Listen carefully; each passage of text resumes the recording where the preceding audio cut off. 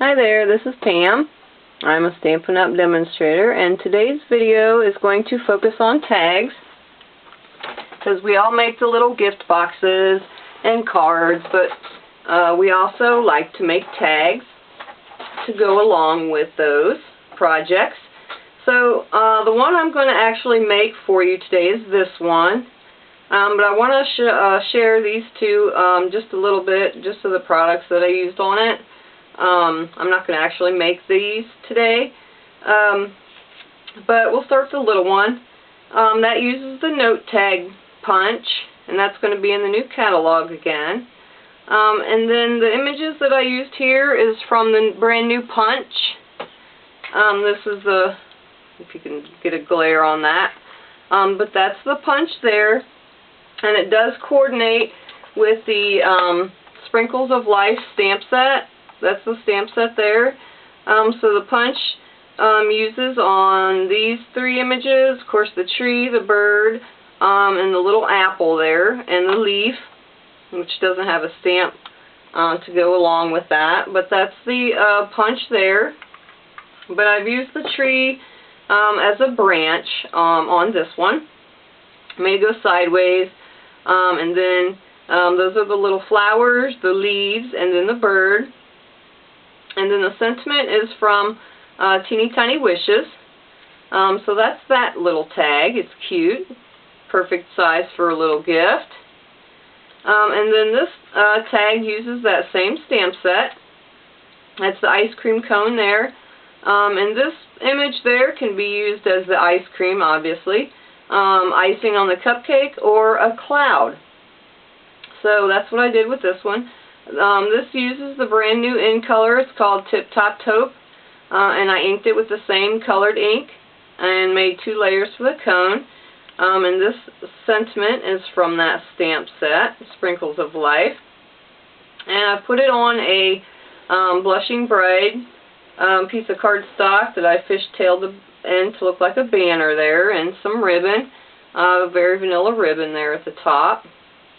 So that's that tag. And then this one is the one I said we're going to be making today. And it focuses using the brand new paper stack. It's called Cherry on Top. 6x6 paper stacks now that Stampin' Up! Is going to have in their catalog. No more of the 4.5 by 6.5. But this particular paper stack is more birthday themed. But I do like the bright colors that are in that. That's really cute, that polka dot paper there. But I like the colors. They're very bright and cheerful. And this paper here is the border.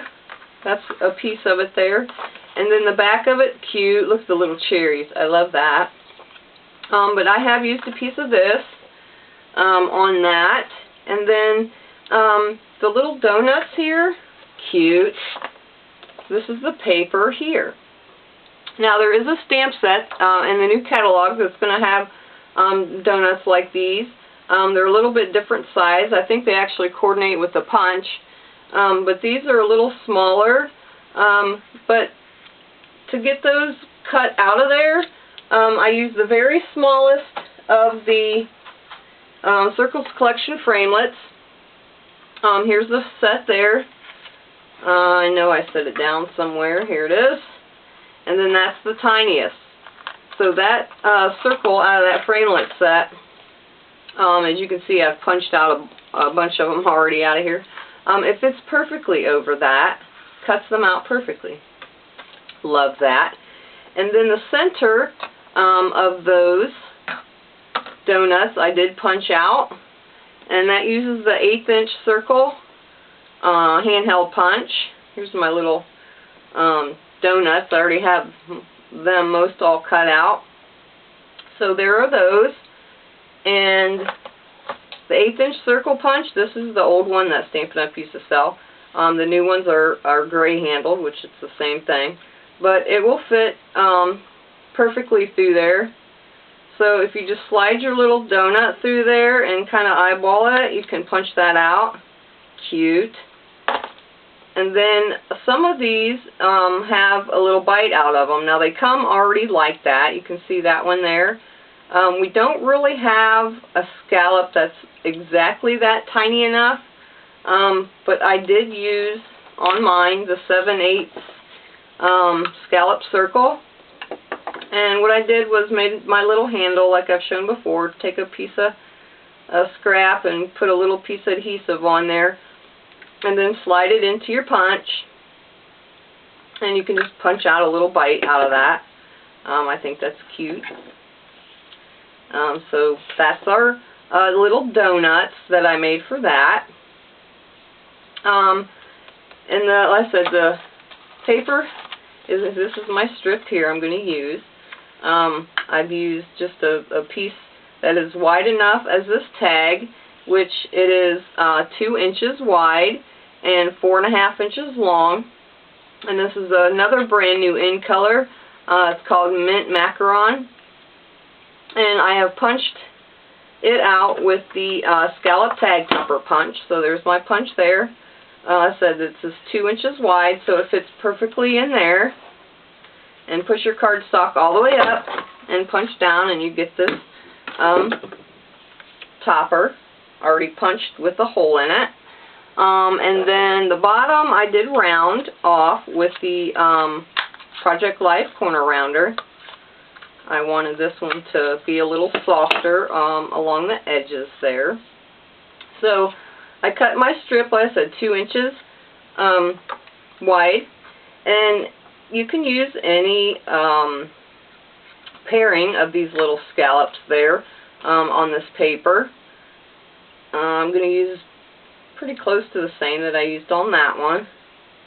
I'm just using my scissors and cutting right along there. This is a little shorter than the other one, but that's fine. So that will fit on there just like that. And before I glue that on, I am going to stamp my greeting. And this is from the Creatively Yours stamp set. This is the stamp set there. Some of the images on here are for the Angel policy. So it has the actual Stampin' Up! Logo on it. So if you sell any projects that you made with the Stampin' Up! Stamps, you have to put this on there for the Angel policy. But it does have this Deliciously Made for You. I thought that was a perfect pairing for our little donuts there, because donuts are delicious. And I stamped that with the new Watermelon Wonder in color here. And when I first saw it, I thought, well, that's pretty close to the Strawberry Slush, but it isn't. When I got it home, you can see it has a lot more of a reddish tint, and this is the Strawberry Slush. This is the current one that's retiring. So you can see there is obviously a big difference in that. This one is more red color of ink. And I wanted to share too, while I have the stamp on the block, this is the rubber stamp. Now that's not available in a photopolymer. Obviously the photopolymer you can see exactly where you're stamping. But when you get a rubber stamp, this is a cling form. I try to put my stamp as squared as I can on my stamp block.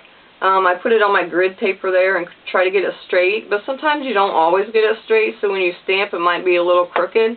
As you can see, this one here I did get pretty straight, and I want to show how you can do that without using the Stamp-A-Ma-Jig. So if you don't have that tool, I didn't have that tool for the longest time, and this is what I always did to get a rubber cling stamp stamped fairly straight.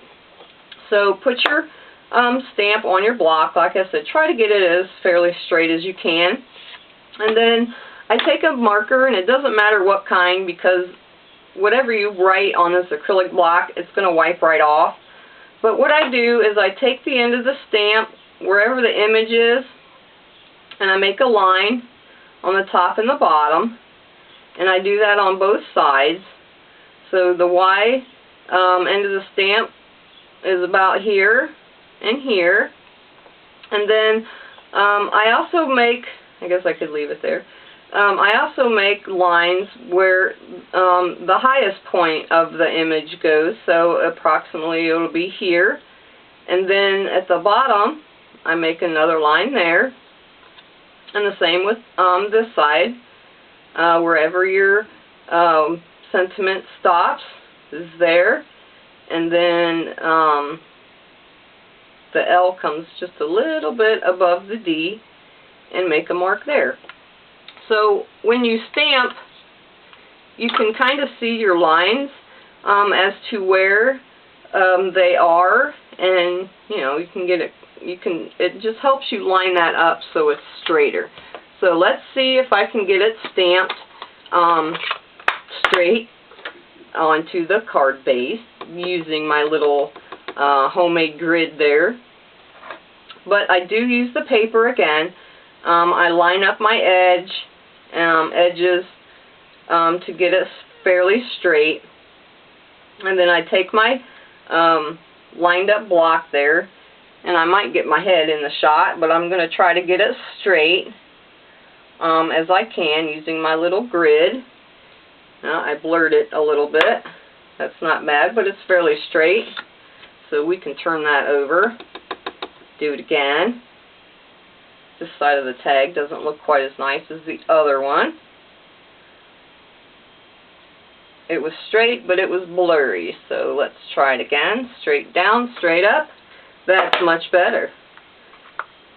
And see, you can get your stamp pretty straight just putting those little lines on there. So I'm going to wipe my stamp off, ink, and show you that when you take your stamp off, that just wipes right off. You'll have nothing left, so you can do that again on your next stamp. Alright, so now that we have that on there, let's get our little piece of trim. I will use, wherever I put it, there it is, Fast Fuse, the brand new catalog. Oh, I cannot wait to get their new adhesive. As some of you may have known, or if you've seen the retired list, they did retire the, that's crooked. They did retire the, what am I trying to say? That's just getting on my nerves. Alright, let's do this. Snail. Sticky strip. I couldn't even think of it. The sticky strip's been retired. They are coming out with a new adhesive, Tear. I think it's called Tear and Tape, or Tape and Tear. It looks like it's white. Kind of like, what is that? Score Pal tape or something like that. So, in other words, you can put your strip of adhesive down and tear it. And it's got a white backing on it. Can't wait to order that. We weren't allowed to order it ahead of time. Excuse me. So I can't wait for that to come in. Gonna love that. Alright, now we have our paper on there, so now we can start putting our little donuts onto the card, and I'm just using a Tombow glue. It's a little bit easier to use than a tape runner. It's because I've got holes in it in the center there. The tape runner would get through that and make a mess. Of course, sometimes I make a mess with my Tombow, so that's way too much glue. I try to hurry when I do the videos, and it just doesn't work out for me. But that's why we have the little eraser. Love that.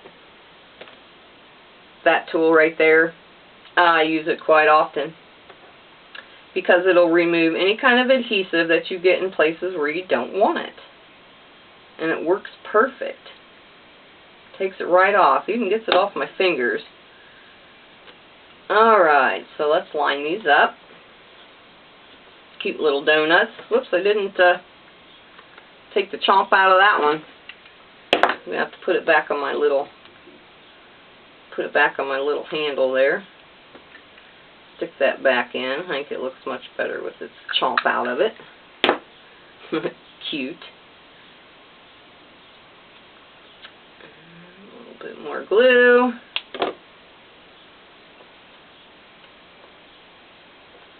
And the last one. And then we'll put our twine on there. Now the colors that are in this paper, this designer series paper, that blue I think is Island Indigo. Let me look at it. Bermuda Bay, Cucumber Crush, Crushed Curry, Pool Party, Tip Top Taupe, Watermelon Wonder, and Whisper White. So that dark blue is Bermuda Bay. I couldn't remember if it was that or Island Indigo. It's pretty close to the same color. But the twine that I'm going to use around it is the Bermuda Bay, same color as that, blue. And I just tied it around once and tied a bow. So we'll give us a little bit of extra room there. And tie a bow. If I can get my fingers to work. It is very cold today. It is the end of May, and it's like 50 degrees, and my furnace is running. So of course my fingers are cold. And they're going numb a little bit. Isn't that horrible? End of May, it should be at least 70, but it's not. It's very cold. We had a couple days that were 80. That was awesome. So much for that. We have to endure the cold for just a little bit longer. Alright, so there is our bow. I'm going to pull that a little tight so I can get it wrapped around my tag. And snaggle that a little bit. That looks pretty good. And cut the ends off